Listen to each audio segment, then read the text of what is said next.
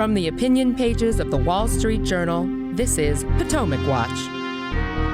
Two IRS agents testify about what they say was interference in the Hunter Biden investigation, as a new report suggests that COVID learning loss in America's schools is being exacerbated by teaching loss. Welcome, I'm Kyle Peterson with the Wall Street Journal.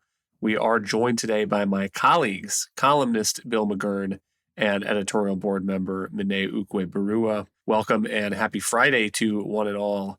One of the spectacles this week up on Capitol Hill was on Wednesday, two IRS agents testifying on TV and under oath. They are Gary Shapley and Joseph Ziegler, and they had spoken previously behind closed doors to investigators, but this is the first time that America was getting to hear from them. So let's start with that. Here is Gary Shapley. I'm here to tell you that the Delaware U.S. Attorney's Office and Department of Justice handling the Hunter Biden tax investigation was very different from any other case in my 14 years at the IRS. At every stage, decisions were made that benefited the subject of this investigation. For example, prosecutors concealed contents of Hunter Biden's laptop from investigators. DOJ slow-walked steps to include interviews, serving document requests, and executing search warrants. Warrants that were ready as early as April of 2020, but were delayed until after the November 2020 election and never pursued. Investigators were not allowed to follow up on WhatsApp messages from Hunter Biden's Apple iCloud backup, where he suggested he was sitting next to his father. Assistant United States Attorney Leslie Wolf cited the optics of executing a search warrant at President Biden's residence as a deciding factor for not allowing it, even though she agreed that probable cause existed. And here's a clip of Joseph Ziegler, whose name had not been previously released, and so he was going public for the first time this week. It appeared to me, based on what I experienced, that the U.S. Attorney in Delaware in our investigation was constantly hamstrung, limited, and marginalized by DOJ officials as well as other U.S. attorneys. I still think that a special counsel is necessary for this investigation to further handle ancillary investigations that are spun off and relate to Hunter Biden, but may not have venue in Delaware. Bill, what did you make of this hearing, and what did these two agents add to the allegations about this Hunter Biden case? Well, in the past, we knew the allegations, but they were kind of general, and this time they were very specific about what happened and about all the interference they faced. And I think their credibility was enhanced. They gave no reason, or looked like there was no reason for them to lie. They were career investigators. And the other thing that, to me, enhanced their credibility, the Democrats were very afraid to question them directly. They preferred to make denunciatory statements about Trump or about race relations, but very few were interested in cross-examining them on the claims that they made. And furthermore, right before they testified, an FBI whistleblower, who was also part of the investigation, came forward and corroborated their testimony. So what we have is one side being very specific with more and more witnesses corroborating what they say, and the other side being very vague and general and uncomfortable about coming in and answering direct questions on the record under oath. To the point about credibility, I think that written testimony behind closed doors just has a different effect than when you get to see these people on camera answering questions. And I would point to a piece of the written testimony from Joseph Ziegler. He says this: I had recently heard an elected official say that I must be more credible because I am a gay Democrat married to a man. I'm no more credible than this man sitting next to me due to my sexual orientation or my political beliefs. He says that he has heard that he is a traitor to the Democratic Party, but continues, I implore you that if you were put in my position with the facts as I have stated them, that you would be doing the exact same thing regardless of your political party affiliation. And Mene, I take the point that he's making, that credibility shouldn't depend on someone's personal life. But I do think it's interesting and notable that at least one of these IRS agents is not who you would think it might be if you accept the Democratic argument that this is just a political campaign and an attempt to make things up to help President Trump's 2024 nomination. Well, Joseph Ziegler was absolutely right in pointing out the fact that people are trying to characterize the objections of him and Gary Shapley as motivated reasoning being cooked up by right-of-center members of Congress and being aired in the press by conservative media outlets, when actually at the center of this story, you do have two career public servants. I believe Gary Shapley has 14 years of experience, Joseph Ziegler has 13, and they show no sign of being biased in their investigation of Hunter Biden. It is true that Joseph Ziegler is a gay man and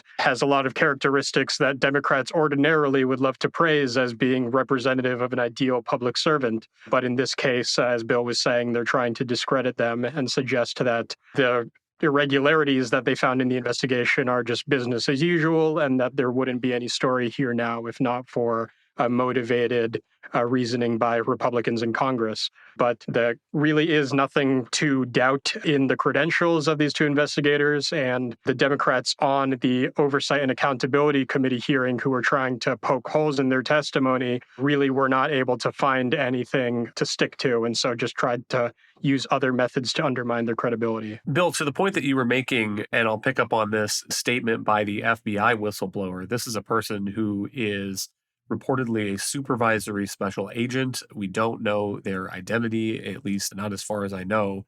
All we have is the House Oversight Committee's representation of his testimony. But according to that, House Oversight Committee Chairman James Comer, this FBI person is confirming that on the day that these agents wanted to interview Hunter Biden, they were told to stand by and could not approach Hunter Biden. They had to wait for his call. As a result of the change in plans, IRS and FBI criminal investigators never got to interview Hunter Biden as part of the investigation. So that is another witness, apparently. And then also to your point about the specificity of these allegations, again, I will go to the written testimony from Agent Ziegler, and he says, on October 21st, 2021, AUSA Wolf, meaning someone in the Justice Department, told us it, quote, will get us into hot water if we interview the president's grandchildren, unquote. This, again, was abnormal and a deviation from normal procedure. And Bill, what is so striking about that to me is you have an exact date, you have an alleged source, and you have a direct quote. And so I don't know if Agent Ziegler has an email that he's quoting there, if that's a quote from an in-person meeting that he wrote down, transcribed, but it is striking when you start to get to a point in this kind of oversight where you have things you can double check and you can go to AUSA Wolf and say, did you say that? Is that in an email? And then that's when you really start to get to the bottom of these kinds of things. Yeah, I think you're exactly right. Look, that FBI supervisor, I think he was also told by the Bureau not to talk to Congress. You know, the FBI has real credibility issues. About 2 months ago, when Chairman Comer of Oversight was asking for an FBI form that detailed allegations by a Ukrainian official that he bribed the Bidens $5 million each, the FBI was telling Congress, oh, we don't even know whether this exists. Yesterday, Chuck Grassley released a version to the public. So the American public knows more than these investigators knew over their 5-year investigation. Somebody is not telling the truth. And as you point out, the more specific you get, you say it was in this phone call on this day or at a meeting at this time attended by, the more details you can check out and confirm or deny. Democrats are constantly saying Republicans are just hurling these allegations. Even the FD-23 form is just an allegation, and they're right. But the issue is, did the Justice Department prevent the FBI and IRS from actually confirming or denying that evidence? Did they want to get evidence? My dad was a career FBI. He said he never had any kind of interference like these guys had, not giving the IRS team access to the laptop or the FD 1023. It looks like the president's political appointees did favors to shield the president's son. And I would say as a result of that testimony, we don't know the truth yet, but I think the burden of proof has shifted. Monet, do you think that this demands a response from Attorney General Merrick Garland and the U.S. Attorney who was in charge of this investigation? They have put out some statements. They have sent some letters to some of these lawmakers, but especially that U.S. Attorney has not been really eager to go sit in front of Congress and take an oath to tell the truth and answer those kinds of questions. And now are we at the point where it almost becomes harder for them to avoid doing that? Because again, we now have these two IRS agents, one of whom is a Democrat, under oath saying that their case was interfered with and they were prevented from getting the evidence that they felt like they needed to bring this investigation to a conclusion. I mean, I think it's extremely clear that the objections that the IRS whistleblowers have raised, which are now corroborated by a third FBI member, are strong enough and serious enough that the Justice Department should want to clear its name if it believes that this investigation was handled in a normal and appropriate way, the way that members of Congress on the Democratic side alleged in the hearing. Then they should be very willing to go before Congress themselves and answer questions about how Main Justice did or did not intervene in the Hunter Biden investigation. I don't think that that's very likely to happen, though, and I think the reason is because the Justice Department always has a very good excuse when it wants to dodge accountability in front of Congress. They can always just lean on the need for independent judgment in the federal government's main investigatory arm. Instead of saying that there's nothing to see here, what they'll do is sidestep the question and basically say, we made judgments that we thought were appropriate based on the evidence and based on the circumstances of the investigation as it was going on. We don't want to take part in this politicized charade and sit in front of Jim Jordan and be subject to motivated questions by Republicans who just want to embarrass the president. Of course, Merrick Garland isn't going to go into that much detail, but those in the press and those in the public will be able to read between the lines and see that that's what he's saying. And so I think that they don't want to have to answer these questions.